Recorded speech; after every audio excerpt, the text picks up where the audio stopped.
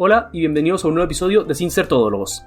Esta semana vamos a volver a visitar a Stanley Kubrick, esta vez con su película Doctor Strangelove or How I Learned to Stop Worrying and Love the Bomb, una película del año 1964, una comedia negra, en que satiriza profundamente la Guerra Fría y el miedo de un conflicto nuclear, señalando los posibles errores humanos, la incoherencia y también la estupidez de todo el sistema MAD, como era llamado en esa época, Mutual Assured Destruction.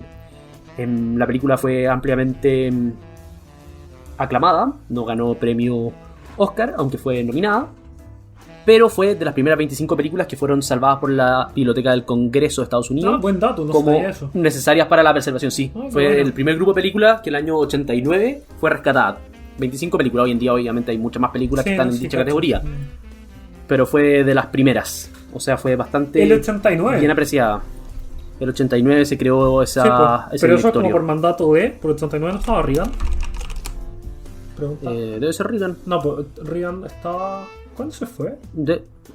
Por ahí fue más o menos, se fue un poquito antes de la caída de la Unión Soviética sí, y del muro de Berlín, así que... qué chistoso, es que me da risa imaginarme a Reagan o al gobierno viendo la película con la sátira que hay como a la política neocon que hay. No sé, está chistoso.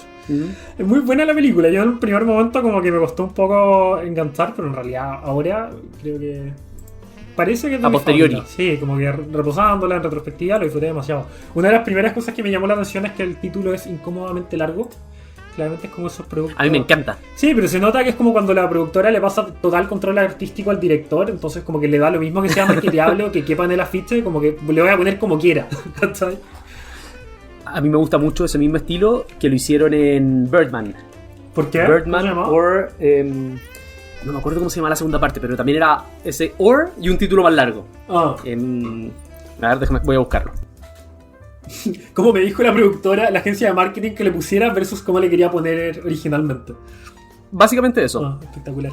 Eso, The Unexpected Virtue of Ignorance. Sí, cacho. Bueno, es harto más bonito el subtítulo de todo esto. Claro. Pero Birdman rima mucho más. A mí me llamó la atención también imaginarme cómo habría sido traducido al español, que no cachaba. Lo acabo de buscar. Teléfono rojo, volamos hacia Moscú. Al menos en España. Qué mala la traducción. No sé. Español es maldito. No sé cómo esa gente puede ser un país después de... No, España grande. Fue grande, pero ¿has visto cómo está ahora? Ya, bueno, no sé. Como era el lema, una grande y... ¿Qué? No. Todo esto, recuerdo una vez alguien me contó una anécdota de que cantó el himno de España, como porque no sabía... No recuerdo, como fue hace tiempo. Fue para el Mundial del 2010. Que cantó el himno de España porque lo buscó en Google y no sabía que no se cantaba la letra. Y lo buscó y empezó a cantar como para integrarse en el ambiente, pues, ¿cachai? Y lo empezaron a mirar raro. Y ahí paró. Me encontré genial también. Pero volviendo a la película... Una grande libre, eso era. Una grande libre. Yo me contuve porque después quizás eso no pasa el filtro de edición de funabilidad que ahora está tan sensible, pero bueno. Claro. Volviendo a la película, entonces. Bueno, eso mismo. La película cuenta, como comentaba al principio, un conflicto de corte nacional e internacional en el que un general decide unilateralmente bombardear la Unión Soviética con un ataque nuclear. ¿Por qué?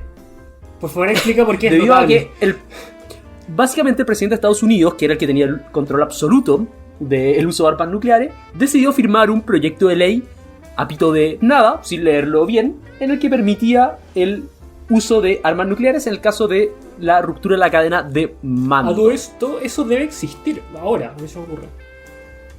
No lo haría. Yo creería que ahora no. O sea, no, pero en algún momento yo recuerdo haber visto en algún lado, no sé si en ficción o en no ficción, así que ahí tengo la duda, de que sí estaba ese mecanismo para que en el caso de que, un poco la tesis de, ¿cómo se llama esta serie? De House of Cards, pero la competencia, como Designated Survivor. Sí. Está como algo así, como en el caso de que se mueran básicamente todos los altos mandos, como que el tipo que está al final en la fila puede tomar decisiones que pueden destruir el mundo. Claro. Sí, no sé si habrá existido efectivamente eso, porque es una medida súper peligrosa al final, como muestra precisamente la película. Porque precisamente como se asume que no hay cadena de mando, no hay forma de controlar que el que toma la decisión esté efectivamente en el caso de que no haya cadena de mando. Queda en el fondo a criterio totalmente del general. para fines prácticos, lo mismo que decir que no hay control respecto al uso de bombas nucleares. Claro. En el sentido que el control solo queda a la virtud de la persona que efectivamente solo aplique dicho protocolo en caso de que haya efectivamente bombardeado Estados Unidos completo y haya desaparecido la dirección política del país. A todo esto igual es muy chistoso eso de pero ¿y de dónde salió esto? Y le dicen como, señor presidente, ¿usted lo firmó? Ah, sí, ya, bueno, ya. Me recordó como al episodio de Sandón con el tema del acuerdo de París. Como, ¿qué pasa acá? Pues tenemos estos impuestos. Bueno, tú votaste a favor. Ya, no sabía, ya, perfecto. Pelotudo. O sea, no sé si impuestos, no recuerdo cómo era el caso en particular, pero sí es chistoso. Sí. Vale.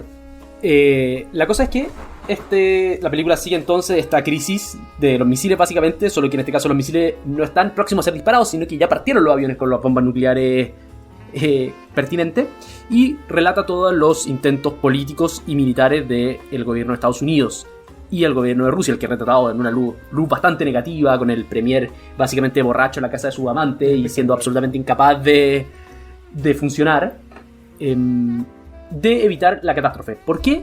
Porque la Unión Soviética revela que había construido un Doomsday Device, un dispositivo que en caso de un ataque nuclear liberaría un ataque nuclear a gran escala en todo el mundo y extinguiría la vida en la Tierra. Y todo eso... A lo que pregunta el presidente de Estados Unidos de que por qué ellos no sabían de eso, porque la única forma de que eso sirva como método disuasivo es que el mundo sepa. A lo que el embajador soviético responde que lo iban a anunciar el lunes. Es notable. Es demasiado chistoso. La burocracia soviética siendo burocracia soviética. Sí, bueno, dos comentarios sobre eso. Primero, lo que te había preguntado antes en particular era que el general que se vuelve loco y dice que, comillas, loco, interesante, voy a analizarlo más, que la guerra es muy delicada, es muy importante para dejársela a los políticos, que se llama Jack the Ripper, además. Es muy chistoso todo. Sí. Yo... Quizás spoiler. Y encargado de los fluidos, que era lo que, sí, eso es lo que te quería investigaba decir. Jack the Ripper. Como que la cosa inmediata de que él haya dicho como que tenemos que matar a todos y destruir el mundo es que los comunistas estaban envenenándole el agua para como comprometer sus fluidos corporales. Y todo esto por un asunto que tuvo como mal desempeño en el acto del amor, como dice el guión. Y obviamente, claro, no es legal, es culpa de los comunistas que le envenenaron el agua. Muy chistoso. Bueno, la situación entonces relata una serie de problemas. Yo creo que el primero es el tema de las cadenas de mando ineficiente y la burocracia en la toma de este tipo de decisiones. Paralelo con lo que tocáis de señalar, el tema del desprecio por lo político dentro del ámbito de lo militar. Complicado. Sí, a mí me llamó la atención primero, no sé si tú cachai, la primera frase, o sea, la frase original que comentan, de que la guerra es muy importante para dejárselo a los generales. Quería comenzar discutiendo esa idea primero. Claro. Porque teniendo en cuenta que sí. tú cachai, a lo largo de la historia, a ver, esta distinción sintética que hacemos de la política y lo militar, igual tampoco es algo tan claro, o sea... La separación. O sea, es una distinción más moderna. Por eso te digo, o sea... Es propia del mundo moderno. Claro, y nos faltan teóricos que dicen que después de todo la política es simplemente como una institucionalización del poder físico, que es básicamente lo que representa lo militar, entonces... Claro. Bueno, cabe la pena destacar que la política y su unión con lo militar durante toda la antigüedad fue extremadamente orgánica. O sea, el ciudadano era ciudadano porque tenía que participar en la milicia. El cursus honorum romano, o sea, el curso político en Roma, partía de lo militar. O sea, tú primero tenías que ser militar para poder después ser político.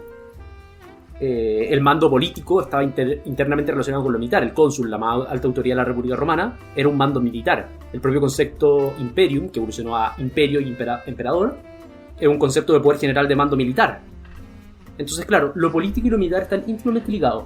Pero, y esto lo comentamos en un capítulo anterior alguna vez, el proceso de profesionalización y abstracción que sufre la Fuerza Armada, como ya no una defensa de la propia sociedad, en ese sentido es bien interesante la diferencia entre la milicia cívica republicana o de la polis griega, donde el ciudadano defiende lo que es propio, que es la ciudad, versus el ejército profesional, que no es el ciudadano, sino que es una profesión específica dentro de las opciones varias que se puede tener en la ciudadanía. Sí, es que ahí está ese tema, que entonces el fundamento político, o sea, el fundamento inmediato del poder político es lo militar a lo largo de la historia. Entonces es relativamente chistoso cómo volvemos a esta idea que también está hasta en Kubrick, de que los humanos, o el paso del tiempo, qué sé yo, simplemente entrega juguetes nuevos. Esto es algo que me dijiste tú hace poco, que entrega juguetes nuevos a los mismos monos. Entonces bueno, eventualmente da lo mismo cuánto institucionalice la milicia, qué sé yo, vaya a tener otra vez como a los militares surgiendo y haciendo cosas de militares, básicamente. Interesante analizar Claro. el caso de estas, no sé, Turquía o ese tipo de estados, o sea, de ordenamientos jurídicos distintos al nuestro, en el que tenía este caso, no sé si hay cachado, yo lo he visto no con tanta profundidad, pero tenéis como militares con un fundamento religioso por sobre el político, entonces que tiene la capacidad de intervenir en el caso de que la política se descuadre como de la misión religiosa que tiene el Estado, no sé si hay cachado. Sí. Y de hecho, ahí también hay otro tema que yo creo que es el error de la frase. Porque dice como la política es demasiado, o sea, perdón, la guerra es demasiado importante para dejárselo a los militares, en un entendido de que los militares también son políticos. Claro. Entonces, al final, la doctrina militar moderna también es moderna. O sea, yo no creo que el poder político se desprenda del poder militar, sino que son hermanos mellizos, por así decirlo. Claro. O hermanos siameses, ni siquiera mellizos, siameses. Pero son dos cosas separadas. O sea, el poder político es una cosa y el poder militar es otra, que se encuentran en un mismo cuerpo en los primeros estadios de evolución de la humanidad, evidentemente. Pero son dos funciones determinadas. Una es la defensa externa y la otra es la organización interna. Pero como se separan radicalmente durante la modernidad, dice Pierre Manent que la modernidad es el régimen de la administración de las separaciones, como se separan ambos radicalmente, se pretende aplicar criterios de lo militar en el mundo moderno a lo político en el mundo moderno. Y ahí surge esta disonancia. O sea, no es que hoy en día la política haya perdido su elemento militar, sino que lo militar se ha militarizado excesivamente y lo político se ha politizado excesivamente. ¿Por qué? Porque ya no existen como complemento, sino que como dos esferas absolutamente separadas. Entonces, en la medida que lo militar intenta entrar en lo político, militariza la política. Y en la medida que lo político entra en lo militar, intenta politizar lo militar. En vez de verse orgánicamente cada uno con su esfera de competencia, se trata de exasperar los elementos propios en el otro. Sí, bueno, yo sospecho que es igual un efecto de lo que comentábamos antes, de que en realidad la distinción, la separación de que criticaba Manent, como comentabas tú, es sintética. Es casi una misma unidad nomás. Eso también explica la gran sátira que era el lema del ejército, no sé si te acordáis. Como la paz es nuestra profesión. No me acuerdo. Sí, pues detrás de, por ejemplo, la escena en la que está el ejército de Estados Unidos tratando y matando la base militar de las otras personas, donde se están baleando como ente compatriota, atrás hay un cartel gigante que dice como, esto es el ejército, la paz es nuestra profesión. Claro, sí me acuerdo, ahora quiero decir, sí me acuerdo. Eso ahí está lo que decís tú, como disfrazar desde la política lo militar. ¿Sabes? Los militares son militares, no están ahí para proteger la paz. Bueno, ya, puede ser que sí, ya, eso es más discutible. Y por eso es tan difícil en general aplicar conceptos modernos a situaciones o formas de entender lo político o lo militar en el mundo antiguo, porque eran demasiado distintas la forma de entenderlo. O sea, el militar actual, pongamos la caricatura del militar actual, no se condice con Julio César. Julio César era tan plenamente político como plenamente militar. Y no es que fuera un militar en la política, como se presenta, por ejemplo, a Pinochet. Claro. Pinochet es un buen ejemplo de eso. Un militar devenido un político, pero que nunca asume como que es un político.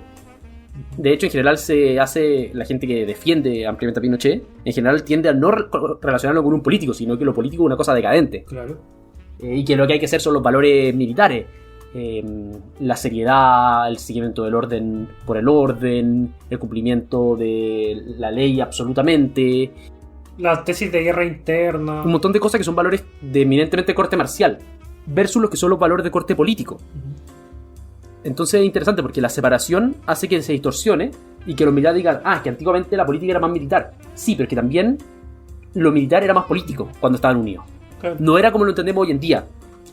Sí, pues eso es lo bonito de haber tenido luego de Pinochet a Elwin, que es, yo creo, bueno, ya en realidad no es tan alocado decirlo, pero es el mejor político que hemos tenido en los últimos 30 años, por lejos.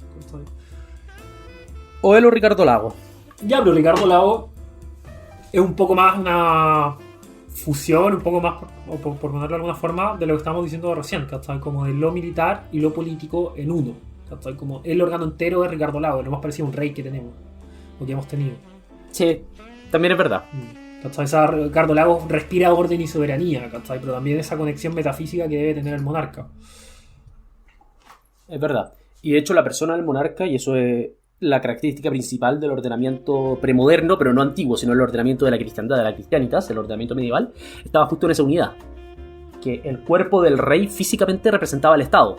O sea, cuando Luis XIV dice el Estado soy yo, le Stat c'est moi, no está meramente haciendo una afirmación de corte político, institucional, sino que también de la forma de comprender el poder político. Él no es de la medievalidad, es del mundo moderno, pero ese germen se encuentra también en algún grado en la medievalidad.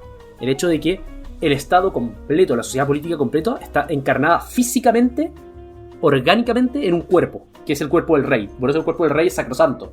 Hay un ensayo tradicional histórico que yo no lo he leído, solo lo conozco de referencia, quiero comprarlo, que trata sobre eso, que es The King's Two Bodies, los dos cuerpos del rey, el cuerpo físico y el rey como cuerpo espiritual del poder político. Y poder militar también, porque el rey obviamente tiene un trasfondo militar. La idea misma monarquía occidental es una idea germánica que tiene mucho que ver con lo militar también. ¿Cuál es tu personaje favorito? Ah, ya vale. Mi personaje favorito De toda la película. O el que más disfrutaste, me refiero. es que hay muchos que disfruté y hay muchos que son muy analizables. El presidente en primer lugar, la impotencia absoluta Es de su actuar. la encarnación El de lo británico. pusilánime. Sí. Bueno, también. Claro, el británico, que es básicamente la encarnación de una... como de cómo lo inglés mira lo gringo, como lo ridículo de lo gringo. Que también yo creo que habla un poquito de la voz de cómo debe darse sentido Europa occidental, que era el mundo civilizado, el mundo que tradicionalmente había llevado las riendas de la historia, Ante la intervención gringa en la guerra. lo gringo y lo soviético. Claro. O sea, como Europa, que es bastante más ponderada de lo que fue Estados Unidos durante la Guerra Fría, bastante más centrada, bastante más pensante, ve esta radicalidad estúpida de lado y lado. Claro, interesante. Que queda que queda graficada totalmente en la escena de la sala de mando, que es de una estupidez y una radicalidad de lado y lado. O sea, el premier soviético lo más ineficiente que puede haber, el ministro agarrándose a combos con el general, sin ningún tipo de seriedad, absolutamente distópica la escena. Y por otro lado está el piloto del avión, que es como el gringo medio que solo quiere buscar un sentido en volar la Unión Soviética. El piloto de avión. Sí, bueno, también es chistoso el caso del piloto de avión. Me disfruté demasiado del acento que tenía. Este que era como un cowboy. A todo esto descubrí que querían castear originalmente a... ¿cómo se llama? El cowboy por excelencia, John Wayne, para hacer ese personaje, pero no lo pesco. Sí, no, yo creo que mi favorito, igual ese ha sido muy chistoso, pero ya. Mi personaje favorito, yo creo que por lejos, fue el militar que está en la sala de mando. O sea, en la sala de guerra, el War Room. ¿Cachai?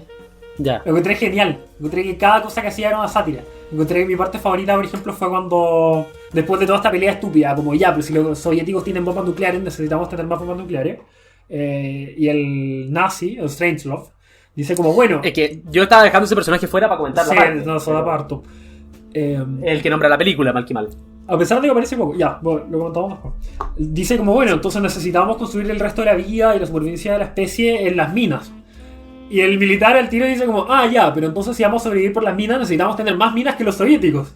Hasta continúa con la misma lógica, pero después del mundo como post-apocalíptico, y lo encuentro genial. El hecho de también se ponga a pelear con el diplomático, lo encuentro espectacular, también me reí mucho. Claro, y aquí es donde voy a conectar de hecho con Strangelove, que frente a la crisis, la destrucción masiva y el proceso de radicalización de lado y lado, ¿dónde terminan llegando? Bueno, al mismo puerto que los nazis. Y esa es la gracia del personaje de Strangelove, que empieza todo este discurso final cuando todavía ellos no saben que fracasaron y que el mundo va a volar en pedazos, pero plantean las opciones de qué es lo que pasa si pasaría. Strangelove hace todo este discurso de cómo podrían sobrevivir. Y un discurso nietzscheano, nuclearmente nietzscheano. Sí. O sea, los más fuertes, con fortaleza física, y las mujeres tienen que ser atractivas para poder reproducir la especie, y tienen que ser con rasgos aceptables, que tienen que ser de tal altura, de tal cosa, de tal fuerza, y tienen que ser gallos militares más encima, y líderes políticos potentes. Y empieza todo este discurso, y tú lo vas escuchando, y es Nietzsche, y es la interpretación nazi de Nietzsche, porque no es Nietzsche puro. Bueno, tú sabes que Nietzsche fue distorsionado totalmente por el nazismo. Entonces es muy interesante, como... Y empieza a levantar la mano como recién... empieza a levantar la mano como que no controla, que la mano que tiene el guante negro. Sí. No, y es muy bacán, porque además, si te das cuenta, que a mí me gustan los computadores, me gusta mucho la parte en la que dice como, más o menos, como para quitarse la culpa de encima, como no lo voy a decidir yo, ¿cachai? Van a ser parámetros objetivos que los va a decidir un computador. Como si el computador no fuese a replicar los sesgos del programador, ¿cachai? Entonces, Claro. básicamente lo mismo, pero la vuelta larga. Y después empiezan a todos a convencerse, como ya, pero vamos a tener 10 mujeres cada uno. Ya, bacán. Bueno. Claro, y de nuevo, muestra ahí que la base, tanto del capitalismo salvaje post Segunda Guerra Mundial, como del socialismo, como del nazismo, es la misma base, que es el nihilismo moderno, la intrascendencia humana. El sentido de materialidad, materialismo y nihilismo combinado engendra tanto el liberalismo más brutal, o el capitalismo más brutal, como el marxismo, como el nazismo. Son todos hermanos, de cierta manera. Son fenómenos modernos, ideologías modernas, que solo se pueden explicar con la desacralización occidental, que convierte la ideología en religiones seculares. Que esa tesis es muy interesante. Sí, eso te iba a decir. Una capa interesante de esa tesis es que en los 50 principalmente, cuando nosotros hablamos de capitalismo, hablamos de esta especie de embutido de valores tradicionales, la cristiandad y todas estas otras cosas, o la defensa de Occidente, comillas, contra la amenaza degenerada y atea, como le dice el general, que pasa a ser mi personaje favorito, entre otras cosas por esa frase, que es muy chistosa, con el valor del mercado y todas estas otras cosas. Entonces tenemos como la, comillas, utopía liberal conservadora, donde propiamente participa tanto el conservador como el liberal. Y tú lo estás analizando más o menos a la luz de las consecuencias a largo plazo que tuvo la victoria de esa ideología, donde pasamos a hacer de algo así como un interés liberal conservador con participación como cada uno por lo suyo, a una clara decadencia de la participación conservadora en ese consenso. Bueno, también hay otro tema que se escapa un poco de la película, pero que es interesante anunciar, que es que el conservadurismo, al no ser una ideología, está en una situación distinta al liberalismo, socialismo, marxismo o progresismo, todo el resto que sí son ideológicos. El conservadurismo puede existir un conservadurismo ideológico, sin duda alguna, y yo creo que pasa, por ejemplo, en los casos de los tradicionalismos más extremos, que es una variante dentro del conservadurismo. Pero el conservadurismo no es un fenómeno moderno, precisamente porque no aspira a una búsqueda de universalidad, sino que aspira precisamente a el lento pasar del tiempo y de las instituciones probadas, de la experiencia. La tradición es el término correcto. Entonces, al final, es muy difícil que en un mundo moderno de corte ideológico el conservadurismo, extirpado de sus raíces occidentales cristianas, pueda competir con el liberalismo. ¿Por qué? Porque se va a convertir en un mero defensa del status quo por el status quo. Sí, pues. O sea, en la medida que se pierde la conexión con el mundo premoderno, el conservadurismo pierde su sentido, porque se corta de cierta manera su fundamento, que es precisamente la tradición. Y la tradición en nuestro ambiente cultural es la tradición occidental, que nace alrededor del siglo X. Entonces, en la medida que tú cortas con esa tradición, el conservadurismo se convierte... Ya, ¿en qué punto pones el inicio entonces de lo que quieres conservar de la tradición? Bueno, va a ser arbitrario finalmente como lo hace Estados Unidos. No, la Constitución. Bueno, pero es que la Constitución no es el inicio de lo occidental.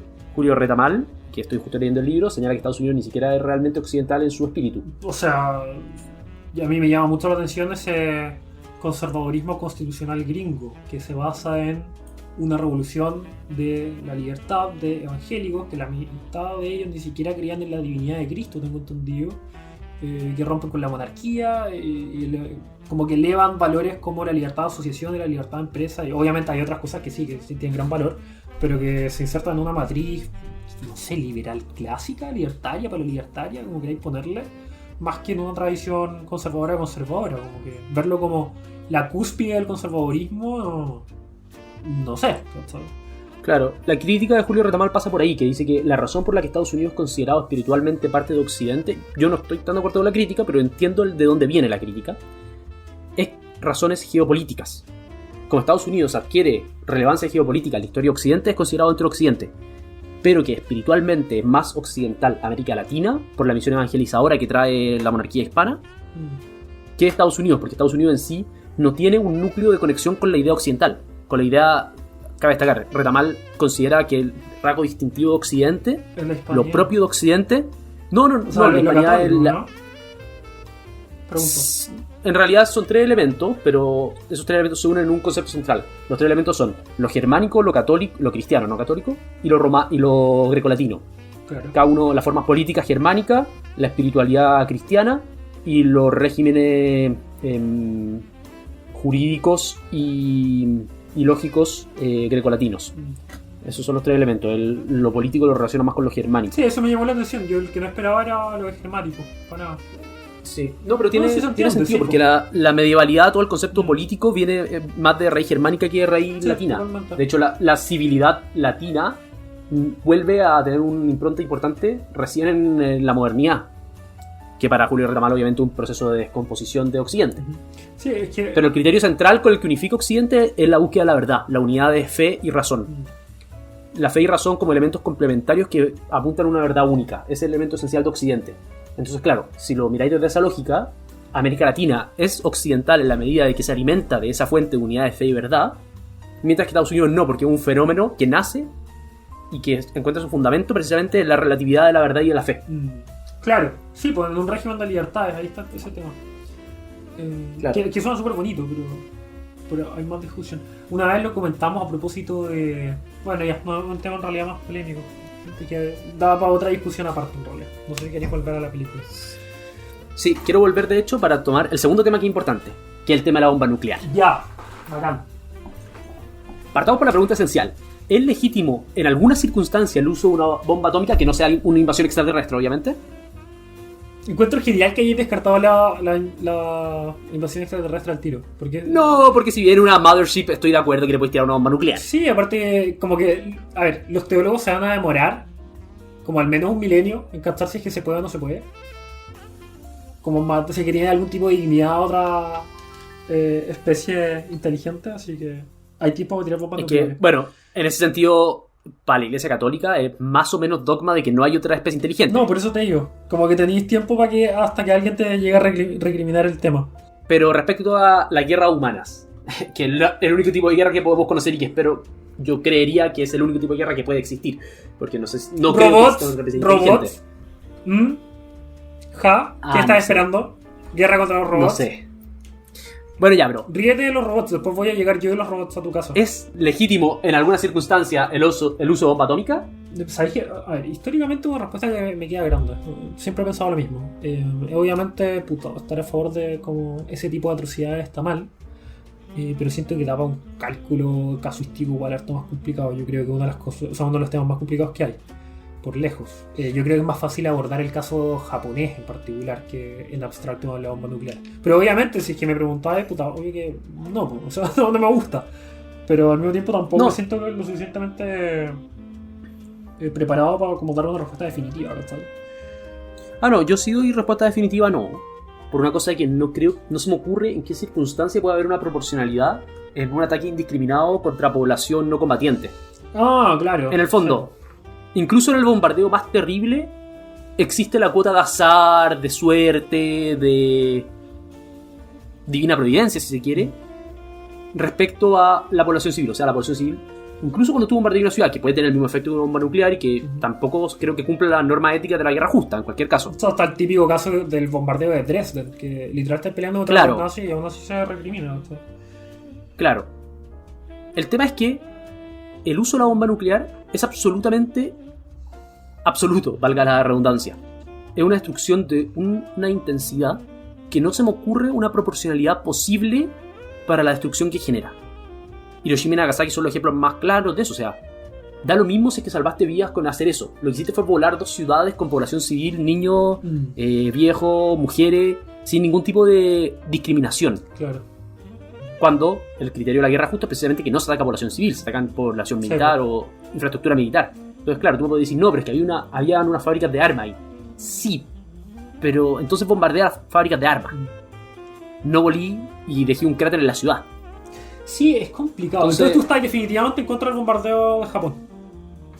Definitivamente, sí, no. Aunque los gringos son muy buenos para justificarlo desde una visión utilitarista. Sí, no, pues es eso que es si mi no tema. habría... Mi información como neocon, como que... No sé. O sea, yo también estoy en Pero- contra de todo esto, pero solo te digo que vengo de una formación que la que siempre se ha dicho no, está bien. ¿Cachai? Es que ahí de nuevo estáis haciendo historia contrafactual para justificar algo que efectivamente pasó. Es que si no hubiera muerto mucha gente, es que si no Japón no se hubiera retirado, es que si no bla Ya, bla y si bla es que bla, del bla. día 1, que también es historia ficción, pero si es que desde el día 1 hubiese podido, en el peor momento de la Segunda Guerra Mundial, en que los nazis realmente estaban en su apogeo, hubiese tenido la posibilidad de bombardear, qué sé yo, Berlín. ¿Lo hubiese encontrado justificado? ¿O por concepto simplemente no nunca? No, parece que mantengo mi postura de no nunca. porque el uso de fuerza en la guerra justa tiene ciertas reglas, entre ellas está la proporcionalidad. Y el uso de armas nucleares no veo cómo puede cumplir dicha proporcionalidad. Ya, mira, tengo otro caso que también es súper entretenido. Sam Harris, que es un ateo, que en algún momento te lo comenté por WhatsApp, pero es interesante comentarlo en el podcast. Una vez lo criticaron y se peleó con Ben Affleck en un panel en vivo, que el actor este que hizo Batman, no fue la mejor interpretación de Batman a todo esto, me carga Ben Affleck, pero ya. Y discuten porque en algún pasaje de un libro que escribió este como filósofo contemporáneo ateo, él escribe que a todo esto discute la posibilidad del primer lanzamiento de la bomba nuclear, que ya también es un concepto por sí mismo. Es distinto atacar por primera vez, ¿cachai? El first strike, ¿cachai? Que el disparo como de vuelta, defensivo, bombas nucleares. Ya, y él discute que el único caso en que es permisible moralmente atacar primero con bombas nucleares a una civilización es una civilización musulmana, ¿cachai? Que igual es una cuestión bien complicada. No, literalmente así, como Irán, por ejemplo.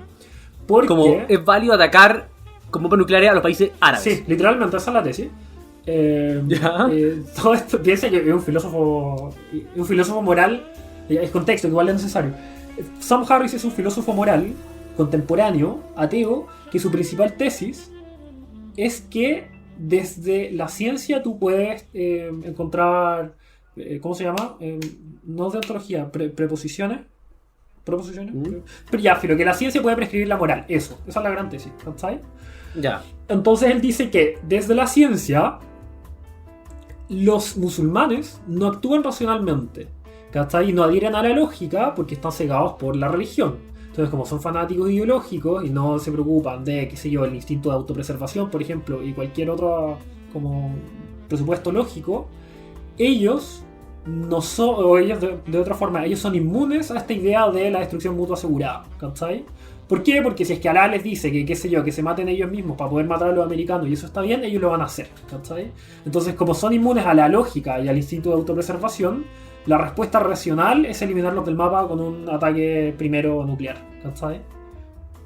Ya, eso, ¿cachai? Obviamente ha sido muy criticado, por... Es medio extraña la teoría, así que... O sea, el núcleo es exactamente la misma tesis de Hitler. ¿En qué sentido? O muy similar. En el sentido de que creas una categoría, por razones distintas obviamente, pero creas una categoría de enemigo objetivo indeseable. No, claro. En este caso son que no con son el que no se puede dialogar ni tratar. Claro.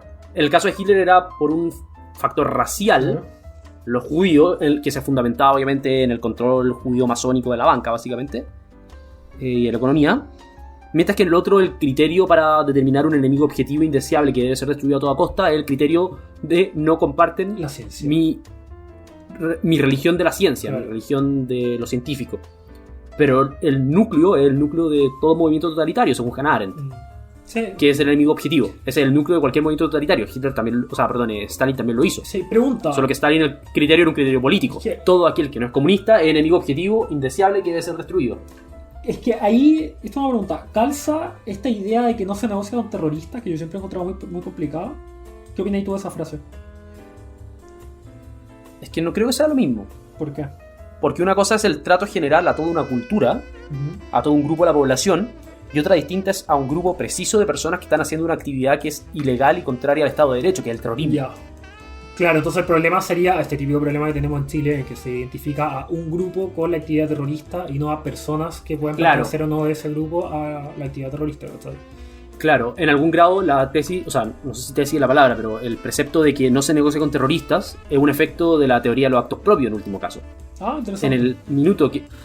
Claro, el minuto que tú adoptas el papel de terrorista o la profesión, estoy usando profesión en un sentido amplio, la actividad terrorista como tu actividad propia, tú estás saliendo de la legalidad burguesa, diría un marxista, y por lo tanto te sujetas a los efectos de tus actos propios. Claro. ¿¿Cuáles son los efectos de tus actos propios? Que el Estado va a responder con toda la fuerza del derecho, porque el terrorismo es el atentado más absoluto que puede haber contra el Estado de Derecho. Mucho más que el ladrón, mucho más que el asesino, mucho más que cualquier persona. O sea, el terrorismo es el ataque absoluto contra el Estado de Derecho, es la subversión de todo el orden institucional, mientras que el asesino es una vulneración del orden, pero no busca destruir todo. Claro. En el fondo, por eso se justifica la gravedad de que no se negocia con terroristas bajo ningún concepto. Porque negociar con terroristas es reconocer una cierta validez al ataque sistémico contra el Estado de Derecho. Claro. Lo que no pasa, obviamente, con un ladrón o con un asesino. Sí, porque de cierta forma es como connotación pública y connotación privada. A pesar de que obviamente hay un Claro. interés público comprometido en proteger la vida y todos esos asuntos de penal. Pero en el fondo la distinción, ¿no? ¿Por qué no se aplicaría esa misma idea a lo de que no se negocia con terroristas? Es porque en uno estaría atacando lo que hace una persona y en el otro estaría atacando lo que es una persona. Claro. Entonces ahí está la razón por la cual no sería aplicable.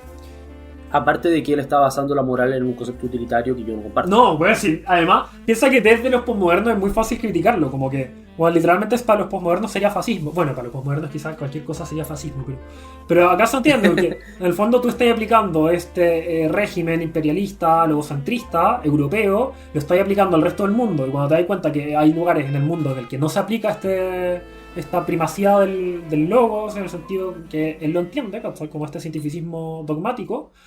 Sí, yo ni siquiera diría que eso es logos. No, en ningún caso, pero bueno. es solo para ser consistente con la nomenclatura posmo derridiana. Mm. ¿Cachai? En ese caso, bueno, como su dogmatismo no es científico, sino que es religioso tradicional, vamos a destruirlos con toda la fuerza que tenemos, que son las bombas de destrucción masiva nucleares, ¿cachai? Bueno, como que... Ya, sorry, yo tengo una hueá personal con Sam Harris. Es tan mal filósofo que cualquier argumento que tiene le entra agua por todos lados. Es increíble. Hasta los marxistas lo revientan, ¿cachai? Pero bueno. Claro, hasta los liberales lo deben reventar. No, él es de los chicos populares del liberalismo clásico gringo. Así que... Ah, ¿en serio? Sí, es de los que se llaman Intellectual Dark Web, ¿cachai? Como la Dark Web de los intelectuales, de esos chicos cool, ¿cachai? Brett Weinstein y Dave Rubin. Algún auditor debe seguirlos. Solo les voy a decir que yo también estuve ahí, ¿ya? Así que no es un ataque personal, pero sí. Ben Shapiro participó también del club, pero bueno. Pero bueno, volviendo a la película y el uso de las bombas nucleares, al final es interesante como, en último término, exceptuando los tipos más locos, más desquiciados, nadie estaba realmente dispuesto al uso de bombas nucleares. O sea, cuando llegó el minuto de los que hubo, nadie estaba dispuesto a seguir la doctrina de Matt, en el fondo. Claro. Nadie quería que realmente se autodestruyera todo el mundo, porque al final el costo es demasiado alto. Pero, debido a la estupidez, inoperancia y burocracia de las cadenas de mando, finalmente consiguieron la destrucción del mundo. Y eso es bien interesante porque es una crítica muy potente a, de nuevo, la proporcionalidad. O sea, ¿vale la pena el riesgo de una bomba atómica cuando los errores humanos existen y pueden llevar a eso? Que casi pasó. Sí, no, varias que veces. Estados Unidos... Claro. Por eso se crea el teléfono rojo. O sea, estuvimos a nada de una guerra nuclear. Sobre todo la crisis de los misiles. Sí. Y por errores humanos podría haber llegado. Se supone que Faltaba hay un caso problema de ¿no? comunicación. Sí. A un submarino que le en Rusia. Sí. Y que él, o sea, como básicamente el tipo que estaba a cargo... Objeción de conciencia. Por objeción de conciencia dijo no, que ya estoy en Rusia nomás. Y al final era una false flag, ¿cómo se llama? Sí. Falso positivo. Falsa alarma. Claro, falso Sí. alarma, claro. ¿Cachai? Pero sí, pues. Si él no hubiera tomado esa decisión, habría lanzado un cohete, Estados Unidos lo habría detectado, habría lanzado todo su arsenal y se habría volado el mundo. O sea, ¿qué valor tiene el arma de destrucción nuclear cuando el riesgo humano es tan alto que el costo de ese riesgo no se puede pagar? No hay proporcionalidad posible en el fondo en tener armas nucleares. Porque claro, tú puedes decir, es que así nos van a bombardear. Sí, pero... Y eso es algo muy interesante. Estaba leyendo sobre transhumanismo y específicamente sobre mejoramiento moral hace un tiempo. Y el argumento tradicional de Persson y Saurescu en favor de las mejoras morales es básicamente este. Es, en la medida que la ciencia aumenta el riesgo de que un individuo genere un daño proporcionalmente enorme a la población. ¿Por qué? Porque mejoran las armas y asimismo, si además seguimos con el mejoramiento intelectual de las personas, el mejoramiento, estamos hablando bioquímico, intelectual, entonces un solo individuo tiene una capacidad destructiva que nunca antes un individuo había tenido en la historia. Por ejemplo, creando un virus y liberándolo. Claro. En un laboratorio perdido en la mitad de la nave, un gallo brillante podría eventualmente crear un virus y liberarlo y hacer una destrucción masiva sin precedentes, ¿no es cierto? El caso de la viruela es el caso más estudiado en temas de virología, porque tú sabes que existen 2 cepas de viruela en el mundo actualmente. Una está en Estados Unidos, la otra en Rusia, después de que se extinguió la viruela a finales de los 70. Y se guardan, en teoría, Se guardan por si hubiera un nuevo brote que no tenemos conciencia y que en realidad no está extinta como pensábamos. Pero las malas lenguas dicen que está guardada porque como hoy en día la población no se vacuna contra viruela, es un arma química bastante potente eventualmente, Sí. arma biológica. Ojo que incluso ese tipo de amenazas podrían ser de virus, pero del otro tipo. Podría ser alguna cuestión computacional también. O sea, en teoría, Claro. tú podrías estarte todo el sistema financiero mundial desde tu computador en tu casa. Al menos en teoría. Claro.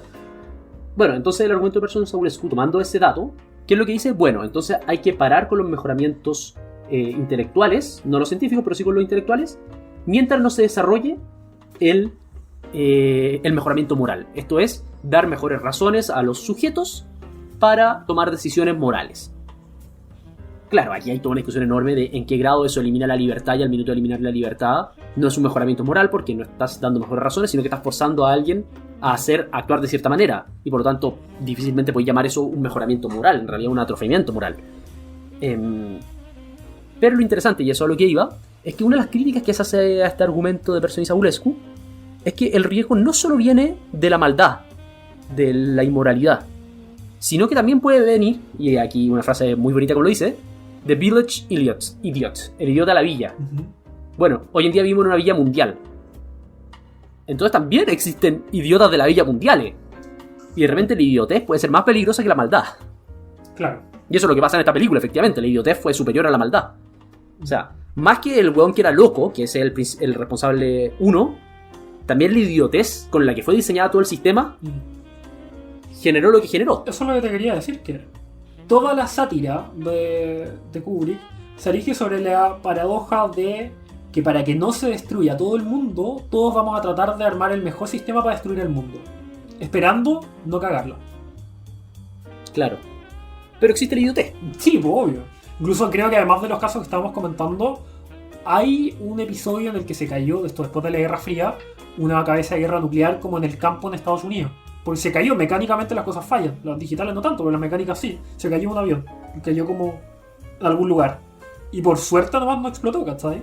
O sea, ya ni siquiera había razón de tener ese tipo de bomba y estaba ahí, ¿cachai? Claro. Y yo encuentro bastante potente ese argumento en contra de la tesis de Persuasión Saulescu. Más allá de que yo además estoy en contra porque sí considero que sería un atentado contra... Claro, contra la idea misma de libertad humana. El autor que yo estoy trabajando con el profesor Raúl Madrid es precisamente John Harris, que es bastante crítico. Él mismo dice, a mí me acusan de bioconservador. Pasado. Yo no lo encuentro para nada un bioconservador, pero claro, al lado de lo otro es un bioconservador. Claro. Porque sustenta toda su tesis en el último término en que la libertad se fundamenta en la libertad para caer. Claro. O sea, el hombre es libre en la medida de que puede elegir hacer el mal. Si tú le quitas la opción de hacer el mal, le quitaste la libertad y por lo tanto no hay una mejora moral en ese caso. Sino que la mejora moral, para él, son las mejoras de corte tradicional. Eso es la educación, la religión, la moralización, la sociabilización. Que el hombre la lleva haciendo desde que existe. Es que sí, pues... Esas son las mejoras morales reales. Si no estaría, podría discutir que está ahí lo que decías tú cuando hablabas de atrofia, o sea, estaría exterminando la experiencia moral, ¿cachai? Y tener consecuencias que utilitarísticamente podría entender como morales, pero en realidad no habría moralidad en el sentido estricto, ¿cachai? Lo que decías tú, ¿no? Si no hay falibilidad, no hay moralidad, ¿cachai? Es muy bonito como lo cita Harris, porque cita un pasaje de Paradise Lost, que es precioso, en que dice algo así, Dios habla como Who will fall? Who but his own? I made him just and right. Bueno, no la puedo acordar la cita de Pensé que estabas leyendo. No, es que lo he leído varias veces. Ah. Tengo ahí el libro, podría ir a buscarlo, pero ¿para qué? Pero en el fondo la tesis central es que Dios creó al hombre con suficiente libertad y suficiente bondad. Pero esa libertad es tan perfecta que también le permite caer. Como una libertad más perfecta que esa no puede haber, lo que implícitamente se está diciendo. Si Dios no hubiera permitido el pecado original, el hombre no habría sido libre. Y ahí viene la nomenclatura que usa Harris, que es el derecho a caer, o no el derecho, la libertad para caer. Freedom to fall, porque fall es el término que se usa para la caída del hombre con el pecado original. Entonces es bien interesante la tesis, porque finalmente lo que dice es que un elemento constitutivo de la naturaleza humana es la posibilidad de hacer el mal. No porque el mal sea bueno, porque el mal es algo indeseado, sino porque eso determina que exista... A mí no me gusta hablar de libertad, porque eso no es libertad, eso es autodeterminación en realidad. Pero en el sentido más laxo, libertad. Porque la libertad, creo yo, se ordena solo al bien. Por lo tanto, no es libre por hacer el mal, sino que es es autodeterminado, que no es lo mismo que ser libre. Esperamos que les haya gustado este episodio y muchas gracias por acompañarnos. Y no olviden que pueden seguirnos a través de nuestras redes sociales, a través del @todologoscl, tanto en Twitter como en Instagram. Y también pueden apretar el botón de suscribir en Spotify para recibir inmediatamente cuando salgan nuestros nuevos episodios. Muchas gracias y los esperamos la próxima vez para seguir conversando de todologías.